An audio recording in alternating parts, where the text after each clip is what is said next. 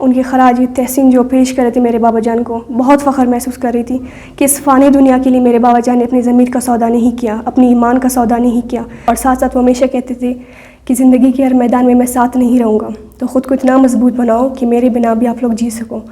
وہ ایسے انسان تھے ان میں حیا بے حد تھا، بہت زیادہ۔ وہ اپنی بیٹیوں سے بھی جھجک محسوس کرتے تھے۔ نام اسما منظور بلوچ ہے، میں شہید چیئرمین منظور بلوچ کی بیٹی ہوں، اور میں فارمیسی کر رہی ہوں یونیورسٹی بلوچستان سے، جو کہ میرا سیشن ختم ہونے والا تھا 2020 میں، but due to covid delay ہو گیا۔ ابھی شاید ایگزامس ہوں گے میرے فائنل کے، اور میں خواتین سیکرٹری BMP مستونگ ہوں۔ بہت مشکل ہوتا ہے، لیکن اس کے ساتھ ساتھ یہ بھی ہے کہ انہوں نے جتنی ہمت ہمیں دی اور جتنی طاقت ہمیں دی دنیا کو فیس کرنے کی، اور ساتھ ساتھ وہ ہمیشہ کہتے تھے کہ زندگی کے ہر میدان میں ساتھ نہیں رہوں گا، تو خود کو اتنا مضبوط بناؤ کہ میرے بنا بھی آپ لوگ جی سکو۔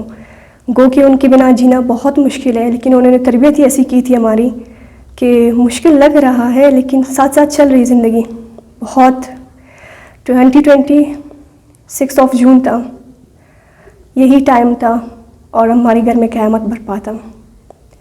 اس دن کو جب یاد کرتی ہوں تو میرے رونگٹے کھڑے ہو جاتے ہیں۔ شاید میرے پاس الفاظ ہی نہیں جس کو اس دن کو میں بیان کر سکوں کہ قیامت کیسی ہوتی ہے۔ قیامت آنے سے پہلے میں نے قیامت دیکھ لی ہے، میری فیملی نے قیامت آنے سے پہلے قیامت دیکھ لی ہے۔ بہت مشکل ہوتا ہے، لیکن اس کے ساتھ ساتھ بار بار ان کی یہی بات یاد آتی تھی ہمیں کہ بیٹا دنیا میں آنے کے جو طریقہ ہے سلسلہ وار ہے، پہلے ماں باپ، پھر بیٹا، پھر بیٹی یا بیٹی یا بیٹا، لیکن جانے کا کوئی طریقہ نہیں ہے اور کوئی آگے پیچھے ہوتا ہے۔ لیکن ایک بات یاد رکھنا، ہم سب کا راستہ وہی ہے، ہم نے وہی جانا ہے۔ تو ان کی یہ باتیں جب یاد آتی ہے تو ہمت سی مل جاتی ہے، اور زندگی چل رہی ہے الحمدللہ۔ جیسے کہ آپ کو پتہ ہے ہمارا قبائلی سسٹم ہے، وہاں پہ ہاسپٹل میں میرے بھائی جہانگیر منظور بلوچ اور میری کزن ان کے ساتھ تھے، اور وہاں پہ ان لوگوں کا رش کافی ہوتا تھا، پارٹی کے لوگ، ویسے قبائلی لوگ، اور ان کی جو شخصیت کی وجہ سے جو ان کے فین ہو چکے تھے وہ لوگ ہمیشہ آتے جاتے تھے، تو ہم صرف فون پہ ان سے بات کر پاتے تھے، جسٹ فون پہ ہی بات ہوتی تھی ہماری۔ اور ان کی شہادت سے 5 جون کو جب شام کے ٹائم ان سے ہماری بات ہوئی تو انہوں نے کہا میں بالکل ٹھیک ہوں، آپ لوگ فکر نہ کریں۔ تو میں نے کہا بابا آپ کی سانس میں رکاوٹ آ رہی ہے کس وجہ سے؟ تو انہوں نے کہا کہ مجھے آکسیجن ماسک لگا ہوا ہے اس لیے میں بات نہیں کر پا رہا۔ تو میں نے کہا ٹھیک ہے آپ فون رکھ دیں، آپ جب ٹھیک ہو جائیں گے گھر آ جائیں گے پھر ہم بات کریں گے۔ بس ہماری یہی بات ہوئی لاسٹ ٹائم۔ جیسے وہ گھر میں انٹر ہوتے تھے وہ اپنے ہاتھ ایسے ہی اوپر کرتے تھے، سب کو سلام کرتے تھے، کہتے تھے یہ سنت ہے جب بھی انٹر ہو جاؤ سلام دیا کرو۔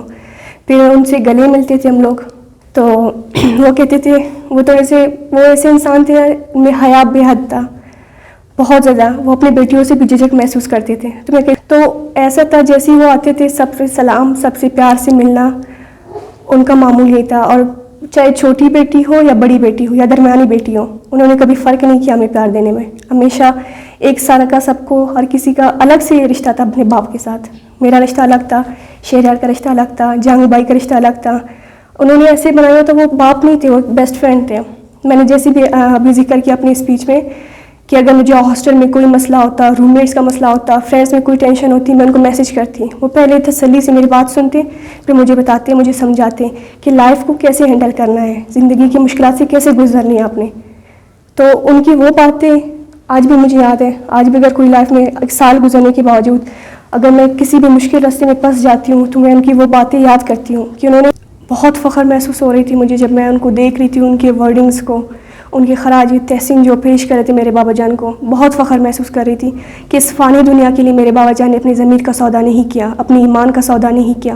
وہ سرخ روح ہو گئے اپنی پارٹی والوں کے سامنے، وہ سرخ روح ہو گئے اپنے بلوچستانی عوام کے سامنے، وہ سرخ روح ہو گئے اپنے رب کے سامنے۔ سب سے بڑی بات کہ انہیں جو درجہ ملا ہے اللہ پاک نے دیا ہے وہ ہمیشہ کے لیے ہے۔ یہ فانی دنیا میں جتنی چیزیں ہمیں ملتی ہے وہ سب ختم ہو جاتی ہیں، لیکن جو انہیں مل گیا وہ ہمیشہ کے لیے ہے۔ فخر محسوس ہو رہا تھا کہ انہوں نے کبھی سودا نہیں کیا اپنی ضمیر کا۔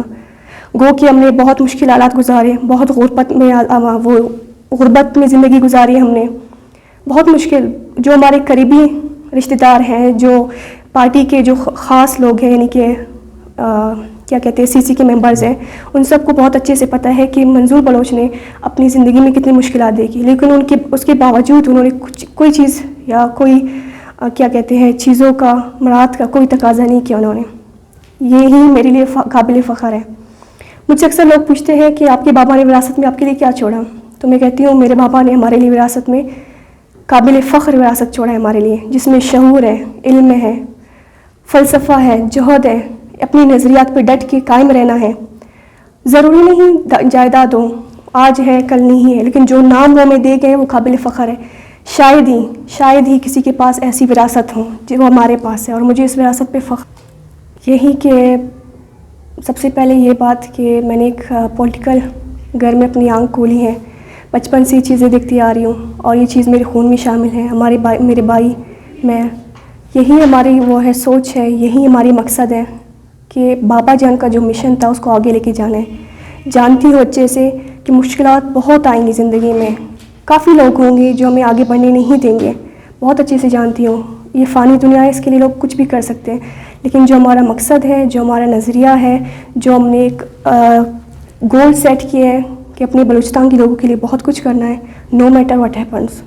میں سب سے پہلے میں ان بیٹیوں کو ان سے ریکویسٹ کرتی ہوں کہ اگر آپ لوگوں کے باپ نے آپ لوگوں پہ کچھ انویسٹ کیا ہے، ضروری نہیں پیسہ انویسٹ کیا ہو، آپ لوگوں کو تربیت اچھی کی ہے، آپ لوگوں کو باہر پڑھنے کے لیے بھیجا ہے، تو خدا را ان کی ٹرسٹ کو کبھی نہ توڑیں، کیونکہ ان کا ٹرسٹ ہی سب کچھ ہوتا ہے. ان کا کوئی کائنات آپ لوگ ہوتے ہوں، اور جو ان کا اثاثہ ہے وہ آپ لوگ ہی ہوں. وہ آپ لوگوں پہ انویسٹ کرتے ہیں تاکہ آپ لوگ ان کو کل کو ایک اچھی لیڈر فراہم کر سکو. اور جن کے والد نہیں ہیں، میں ان سے بھی یہی کہوں گی کہ مت سوچیں کہ وہ یہاں پہ نہیں ہے، کہیں نہ کہیں وہ ہمیں دیکھ رہے ہوں گے. اگر وہ شہید ہو چکے تو شہید ویسے بھی قرآن پاک میں وہ زندہ ہے، وہ ہمیں دیکھ رہے ہوتے ہیں. تو اگر ان کی حیاتی میں ہم نے جو کرنا تھا، اب ان کے بعد بھی وہی کرنا ہے، ہم نے وہی تسلسل کو لے کے چلنا ہے، وہی سوچ کو لے کے آگے چلنا ہے. اور سب سے بڑی بات، اپنے باپ سے کبھی بغاوت نہ کریے. آج کل کے دور میں بہت سی بیٹیاں ایسی ہیں جو گھر سے نکلتے ہی بغاوت پہ اتر آتی ہیں. ان سے یہی ریکویسٹ ہے کہ جتنے بھی درخت جتنا بھی اونچا ہو، بہت اونچا ہو، لیکن ان کی جڑیں ہمیشہ زمین پہ ہونی چاہیے.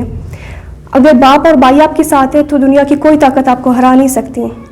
آپ جس بھی فیلڈ میں جاؤ، پولیٹکس میں جاؤ، پولیٹیکل فیلڈ میں اپنا کیریئر سٹارٹ کرو، یا کہ ایجوکیشن فیلڈ میں جاؤ، یا ہیلتھ سیکٹر میں جاؤ، یا کسی بھی پلیٹ فارم پہ جاؤ، بس یہی ہونا چاہیے کہ آپ کی جڑیں زمین پہ ہی ہونا چاہیے، کیونکہ جتنی جڑیں مضبوط ہوں گی اتنا ہی پودا یا درخت اوپر جا سکے گا، ادروائز نہیں جا. کی بات باپ کی جگہ تو کوئی نہیں لے سکتا، یہ تو طے ہے، لیکن باپ کے بعد جو بھائی ہوتے ہیں بڑے، وہی باپ ہوتے ہیں. میں تو اپنے جہانگیر بھائی سے اور شیری بھائی سے بہت کلوز ہوں، اور کیونکہ اس لیے بھی کلوز ہوں کیونکہ میرے ابو ہمیشہ کہتے تھے آپ میرے تیسرے بیٹے ہو.